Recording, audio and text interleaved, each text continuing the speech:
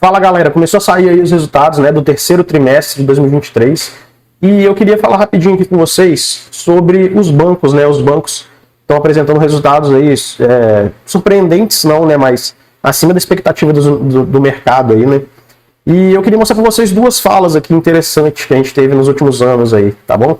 Então olha essa primeira fala aqui. Do Pix, alguém falou, vamos taxar. Eu falei, não tem taxação não. Você pode ver essa negócio de carta aos brasileiros da democracia, os banqueiros estão patrocinando. É o Pix que eu dei na paulada neles, os bancos digitais também que nós facilitamos.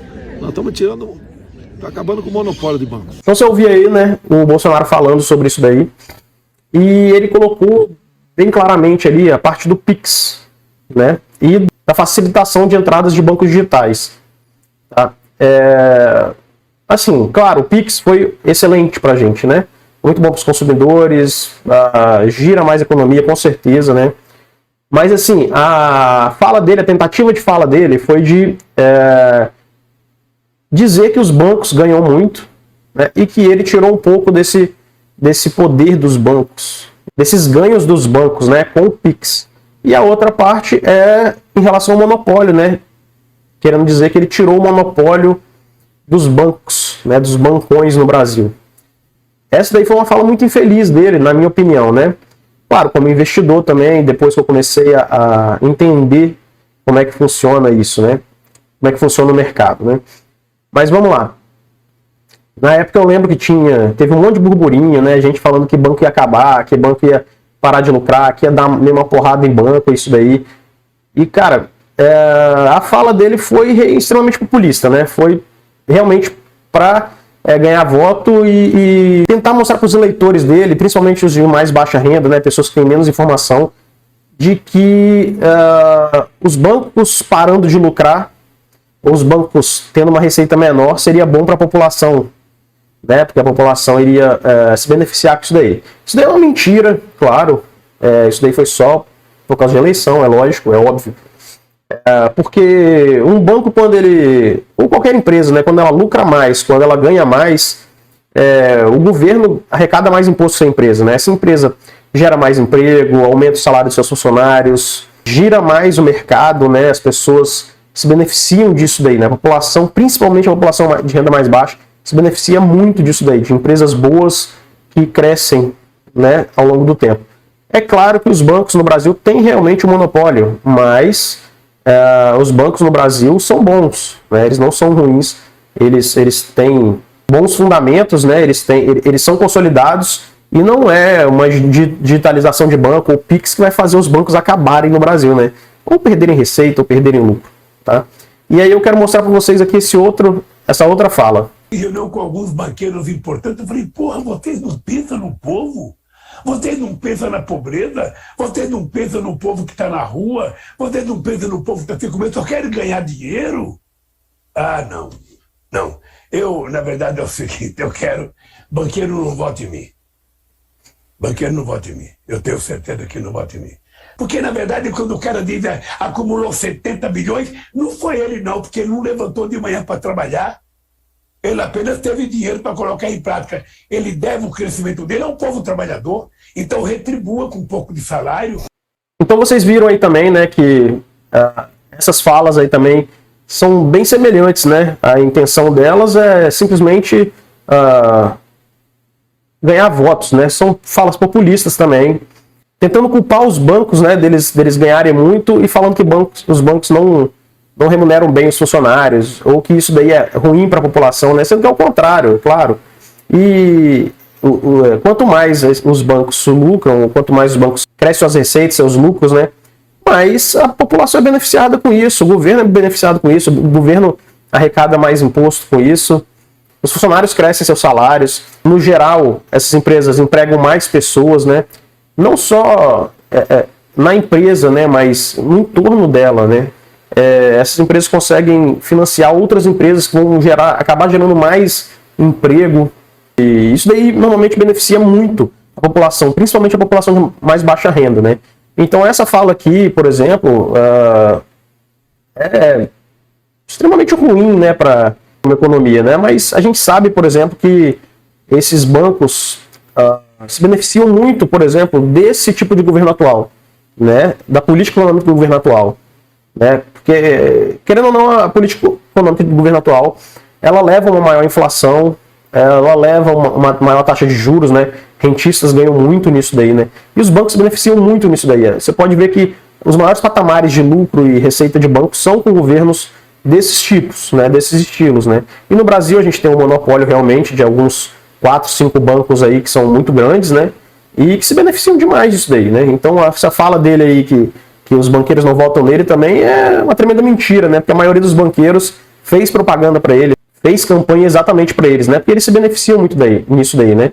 E realmente, eles se beneficiando, eles lucrando mais, a população de um modo geral, ela ganha mais com isso, né? Mas vamos falar aqui dos investimentos, né? Nesses dois casos aí, nessas duas falas, as pessoas começam a ficar com muito medo de banco, né? Começam a criticar banco, falar que banco é o problema do Brasil, que banqueiro ganha muito, que os bancos lucram muito e que não deveriam lucrar tanto assim, né? E nisso daí muita gente fica com medo de investir. Você pode ver aí que os bancos, quando tem esses burburinhos aí, caem bastante a cotação deles, né? E nós temos que aproveitar isso daí, né? Então deixa eu mostrar para vocês aqui na tela isso que eu tô falando. Eu vou mostrar para vocês aqui 4 gráficos dos últimos anos aí dos bancos, né? Dos maiores bancos do Brasil. Tá bom? Então esse daqui é o gráfico do Banco Itaú, né? Então você vê aí, ó, que nos últimos anos o Itaú cresceu demais, tanto a receita dele quanto os lucros dele. E é uma escadinha, né? É coisa linda de se ver, né, pra gente aqui, né? Então ela só cresce as receitas. Pode ver que agora, de novo, o Itaú surpreendeu o mercado. Teve um lucro recorde aí, né?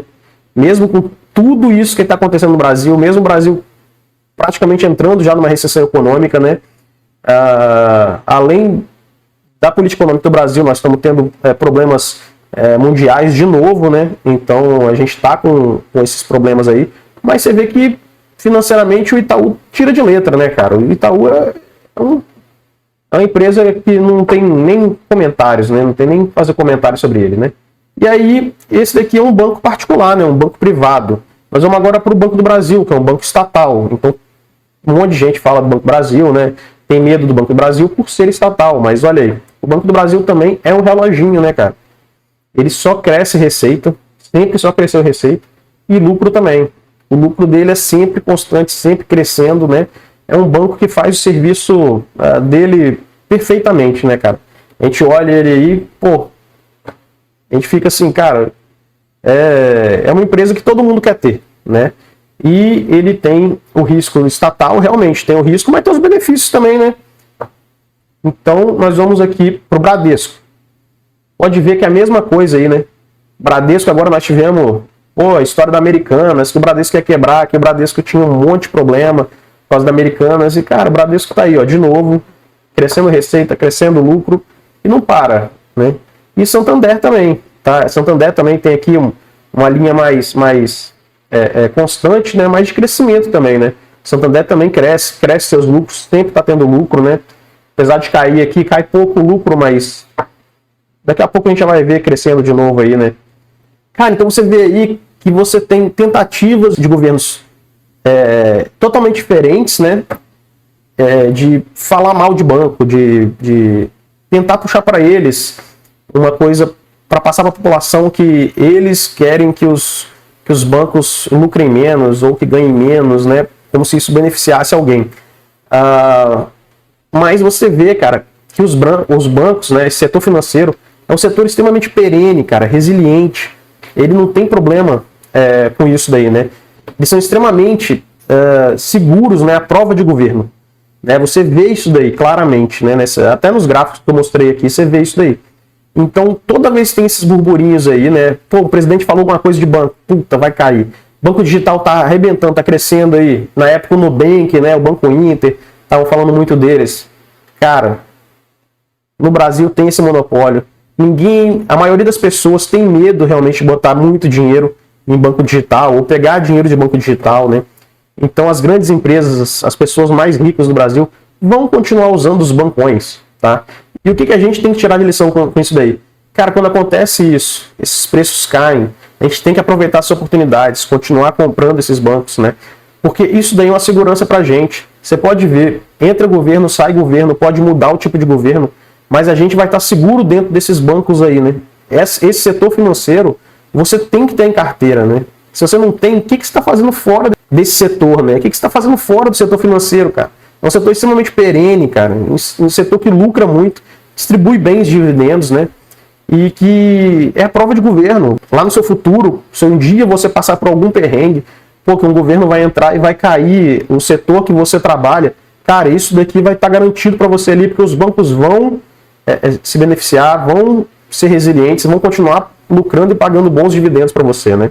Pode ser que aconteça, pode ser sim que aconteça dos bancos quebrarem, de acontecer alguma coisa assim, mas o risco é muito baixo, entendeu? Então, o risco existe em tudo que você faz aí, qualquer investimento que você fizer vai ter risco, mas o risco de investir nesse setor financeiro e bancos é muito baixo, tá? Então eu queria deixar aí para vocês verem que os bancos novamente, tanto o Itaú quanto o Banco do Brasil, pô, lucraram de novo, né? Batendo recorde aí de novo de lucro. E é isso. Até nas piores crises tem várias oportunidades na bolsa.